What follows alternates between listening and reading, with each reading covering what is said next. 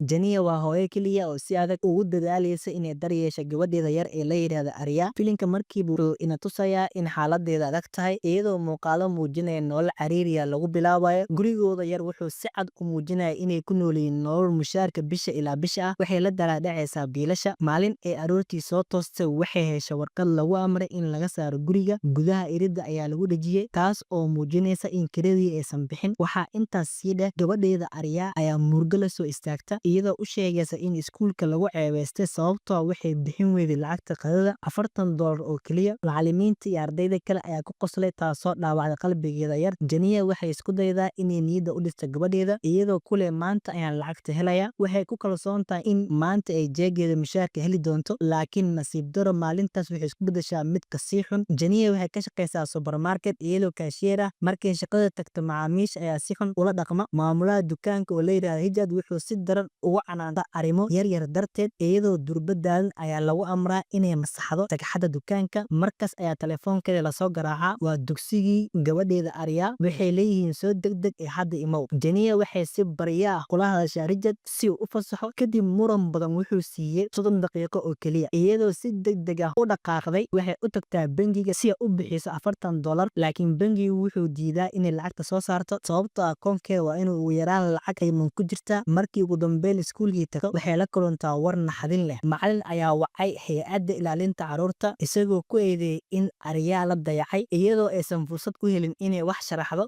Mas'uuliyiinta waxay ka kaxeeyeen Arya halkaas. Janiya way jabtay, si dhab ah ayay ugu waalatay, iyadoo dareenkeeda ka muuqdo murugo iyo xoogaa waali ah. Iyadoo si waalan ugu socota shaqada si ay mushaarkeeda u qaadato oo ay carruurteeda u badbaadiso, waxay si kama ah ugu dhacdaa gaari kale. Ninkii gaariga lahaa waa nin caddaan ah. Si xanaaq leh ayuu ula hadlaa. Markii ay isku daydo inay ka baxsato, ninkii wuxuu si kas ah ugu dhacaa baabuurkeeda. Boolis ayaa yimaada. Haweeney boolis ayaa rabta inay xaliso xaaladda, laakiin waxaa la ogaadaa in ninka caddaanka asna uu yahay boolis. Wuxuu bilaabaa in Janiya uu cabsi geliyo oo handado. Booliska haweeneyda waxay isku daydaa inay dejiso xaaladda. Waxay ku amartaa ninka inuu dib u laabto, waxayna Janiya weydiisaa laysanka darawalnimada. Nasiib daro, laysankeedii waa dhacay. Sidaas darteed, boolisku waxay siiyeen tikid ganaax ah, waxayna qabteen baabuurkeeda. Hadda Janiya waxay lumisay wax kasta: gurigii, carruurteedii, lacagtii iyo haddana baabuurkeedii. Kadib 2 saacadood oo daa ah, Janiya ugu dambeyn waxay tagtaa supermarketkii ay ka shaqayn jirtay, laakiin markii halkaa gaarto, dharbaaxo kale ayaa ku dhacda. Maamulaha Hijad wuxuu si qabow ah ugu sheegay in laga eriyay shaqadeeda, booskiina mar hore la buuxiyey. Janiya oo ilmeynaysa oo aan rumaysan karin warka ay maqashay, waxay ku baryaysaa Hijad inuu dib uga fikiro, laakiin ninkii wuu ku adkaystaa, qalbigiisna wax naxariis ah ma laha. Markaas waxay weydiisataa in la siiyo jeegeedii mushaarka ugu dambeeyey si ay ugu adeegato lacagtaas muhiimka ah. Hijad wuu diiday, wuxuuna ku yidhi, jeega waxaa lagugu soo diri doonaa boostada, ma ahan inaad halkan ka hesho. Laakiin Janiya ma doonaysa inay baxdo iyadoo jeega aan haysan. Ma aysan jirin meel kale ee u laaban karto. Waxay sii wadaysaa baryada iyo sharaxaadda xaaladeeda adag. Inta hadalkeeda uu socdo, 2 nin oo hubeysan ayaa si lama filaan ah u soo galay dukaanka. Waxay isku dayayaan inay Hijad dhacaan. Waxaa dhacday jahwareer weyn. Janiya oo cabsi iyo dareen dumarnimo ku jiro, waxay si geesinimo leh ula dagaalantaa mid ka mid ah tuugada. Dagaal yar kadib, waxay toogataa tuugada, laakiin taa beddelkeeda in lagu ammaano geesinimadeeda, Hijad wuxuu si lama filaan ah ugu eedeeyaa inay tahay in iyada qorshaysay weerar. Janiya oo naxsan oo yaaban oo la murugootay eedeynta beenta ah, waxay si kadiisa oo degdeg ah u toogataa Hijad, waxaana halkaas ku geeriyooday ninkii shaqada ka eriyay iyo mid ka mid ah tuugadii. Janiya iyadoo weli gariiraysa, waxay qaadataa jeega mushaarka miiskiisa saarnaa, waxayna si degdeg ah ugu ordaa bangiga u dhowaa dukaanka si ay lacagta u keensato. Markii halkaas tagto, waxay la kulantaa Tessa, haweeneydii ka shaqaynaysa bangiga. Tessa waxay weydiisaa ID-ga si ay u socodsiiso lacag bixinta. Janiya ayaa markiiba xasuusata inaysan wadin wax ID ah. Iyadoo cabsi ka muuqata, waxay baryaysaa Tessa, iyadoo si murugo leh uga sheekeynaysa xaaladeeda adag. Laakiin Tessa si xushmad leh ayay u sharaxdaa inaysan jebin karin xeerarka bangiga. Inkastoo ay ka naxday Janiya, haddana sharci waa sharci. Markay aragto in fursad kale aysan jirin, Janiya si qarsoodi ayay u soo saartaa bastooladii ay ka qaaday tuugadii. Inkastoo aysan cid u hanjabin, laakiin falkaas wuxuu si lama filaan ah u bedelay xaaladda, waxaana durba loo arkay inay tahay tuug weerar ku ah bangiga. Tessa si degdeg ah ayay u riixdaa badhanka digniinta qarsoon si ay booliska ugu wacdo Nicole, maamulaha bangiga. Waxaa soo waco booliska, waxayna siisaa faahfaahinta Janiya oo ah qofka tuunka lagu hayo. Isla markaas, dambi baaraha Raymond oo hore u baaraysa toogashadii supermarketka ayaa helaya helaya faahfaahinta muuqaalada kaamirooyinka iyo markhaatiyaasha waxay caddeeyeen in Janiya ay tahay qofka mas'uulka ka ah labada dhacdo. Markii la xaqiijiyey in haweeneyda hadda ku sugan bangiga tahay isla Janiya, booliiskii waxay si degdeg ah u imaadeen goobta. Janiya waxay dareemaysaa inay wax walba isbedeleen. Hadda waxaa loo arkaa inay tahay dambiile weeraray bangiga, tuug, qof khatar ku ah dadka kale, iyo wax aysan weligeed niyadda ku haysan. Inkasta aysan marnaba niyadda ku haysan in xaalku sidan u dhaco, Janiya waxay isku daydaa inay muujiso inaysan rabin waxyeelo. Waxay sii deysaa dad badan oo maxaabiista ka mid ah. Ugu dambeyn, wax yar ayaa gudaha bangiga la jooga Tessa, Nicola iyo haweeney waayeel ah. Markay u muuqato in xaaladdu degan tahay, Janiya waxay eegtaa wararka tooska ee ka socda banaanka bangiga, laakiin si lama filaan ah waxay aragtaa sarkaalka hore ugu dhacay gaarigeeda una hanjabay inuu yahay mid ka mid ah ciidanka ku soo xeeray bangiga. Markay aragto wejiga sarkaalkaas, Janiya waxay gashaa cabsi iyo niyad-jab weyn. Waxay rumaysataa in haddii ay isdhiibto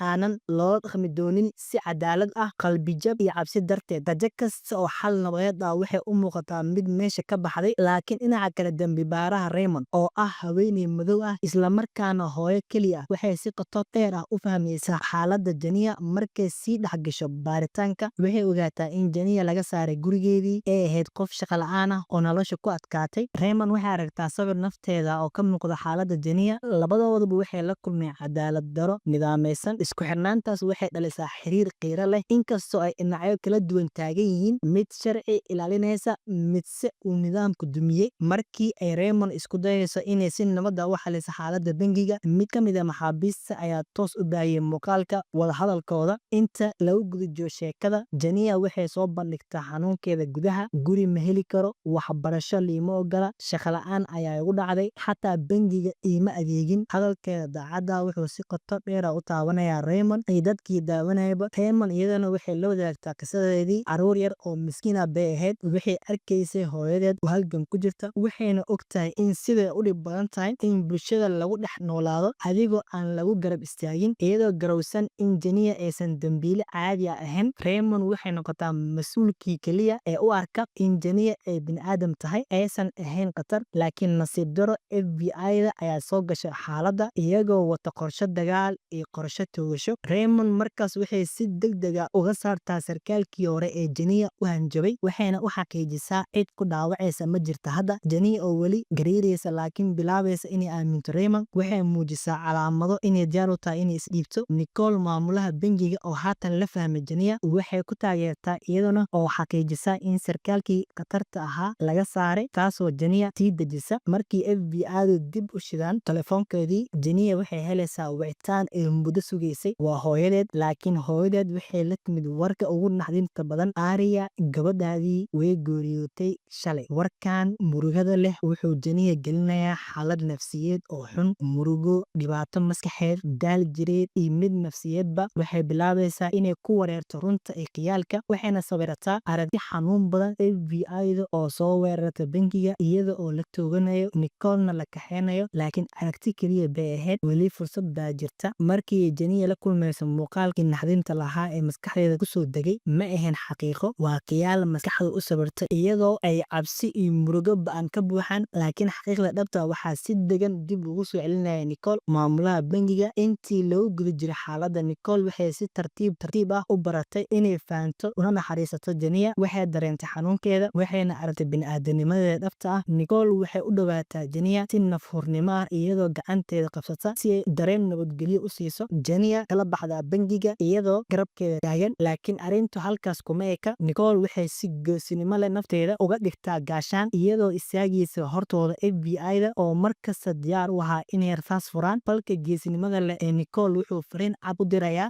Janiya ma ahan halis, ma mudna in la dilo. Xilligaas adag, dambi-baaraha Raymond oo horeyba ugu jirtay dadaal nabadeed, waxay go'aansataa inay jebiso habraaca ciidamada, waxayna ka baxdaa safka ciidamada weerarka u diyaarsan. Si degan ugu timaada Janiya, gacanta uga xirtaa iyadoo aysan jirin wax xooga ama culays nafeed ah. Tallaabadaas Raymond waxay hubisaa in Janiya la badbaadiyo jir ahaan iyo mid si ruuxi ah. Markii ugu horeystan iyo bilowgii sheekada, Janiya la maqlay, Janiya la arkay, Janiya loo ogolaaday inay sii noolaato. Waa guul aan keliya ahayn badbaado jireed, balse waa badbaado sharaf iyo bini'aadanimo leh.